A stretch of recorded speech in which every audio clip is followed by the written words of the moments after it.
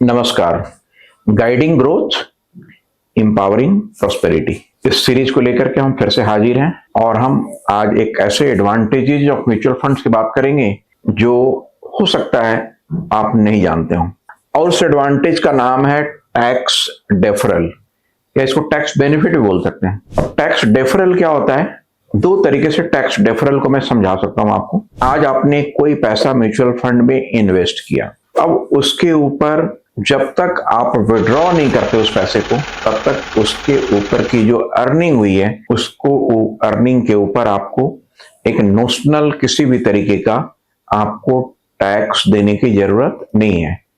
जिस दिन आप उस पैसे को विड्रॉ करेंगे या किसी दूसरे स्कीम में स्विच करेंगे, एक स्कीम से दूसरे स्कीम में चेंज करेंगे, उस दिन वो टैक्स की लायबिलिटी आपके ऊपर उसकी आएंगी। बट यदि आप स्विच नहीं करते या विड्रॉल भी नहीं करते तो उसकी कोई टैक्स की लायबिलिटी आपके ऊपर नहीं आएगी। ये तो इसकी टैक्स बेनिफिट की बात हो।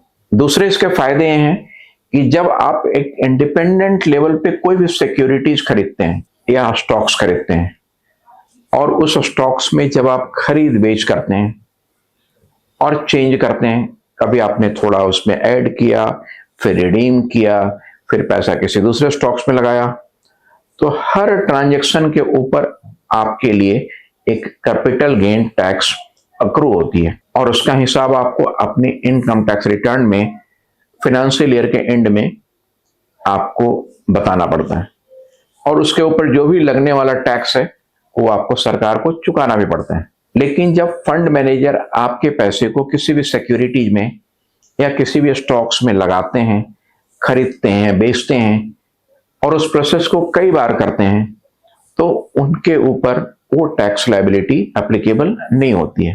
मतलब आप जब अपने हाथ से अपने अकाउंट से उसको जब आप ट्रांजैक्शन कर रहे थे, आपके लिए टैक्स लायबिलिटी हो गई। लेकिन जब म्यूचुअल फंड स्कीम्स में उन्हीं पैसे को, उन्हीं सिक्योरिटीज को बार बार खरीदा या बेचा जाता है, तो उसमें कोई टैक्स लायबिलिटीज उनके एंड पे नहीं लगती। हुआ ना एक फायदा आपके लिए। इस फायदे को ही हम लोग टैक्स बेनिफिट या टैक्स डेफरल के रूप में देखते हैं। दूसरा टैक्स बेनिफिट ये भी हो सकता है कि म्यूचुअल फंड्स में कई ऐसे स्कीम्स हैं जिसको हम इक्विटी सेविंग या इक्विटी लिंक्ड सेविंग स्कीम बोलते हैं, ELSS, जिसमें आप एक सर्टेन अमाउंट तक 1.5 लाख तक रुपीस तक के पैसे को लगा करके आप टैक्स बेनिफिट अवेल कर सकते हैं। जैसे आपको ज्ञात होगा कि आप अपने टैक्स बचाने के लिए LIC खरीदते हैं, कोई और ऐसे इंस्ट्रूमेंट में पैसे लगाते हैं जिसके इन्वेस्टमेंट से आपके टोटल इनकम टैक्स में कुछ रिबेट मिलती हो, वो बेनिफिट म्यूचुअल फंड स्कीम्स में भी एप्लीकेबल है। बट उसके लिए आपको एक स्पेशल कैटेगरी के स्कीम्स में लगानी पड़ेगी और उस कैटेगरी का नाम है इक्विटी लिंक्ड सेविंग स्कीम। तो हुई ना दो बहुत इंपॉर्टेंट पॉइंट। एक तो ट्रांजैक्शन आपको बेनिफिट देती है टैक्स की, और दूसरा टैक्स सेविंग में बेनिफिट देती है। और इसी बेनिफिट को हम म्यूचुअल फंड के उन एडवांटेजेस के रूप में जानते हैं जो दूसरे एसेट क्लास में हो सकता है कि एप्लीकेबल नहीं हो, बट यहाँ पे एप्लीकेबल है। ये आपके लिए एक एडेड एडवांटेज है।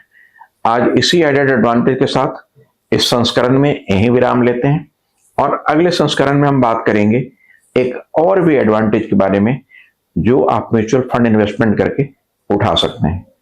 टिल देन, यदि आपको हमारे इस विचार पे कोई आपकी प्रतिक्रिया है, कोई सुझाव है, तो आप हमसे जरूर साझा करें। तब तक के लिए thank you so much for today.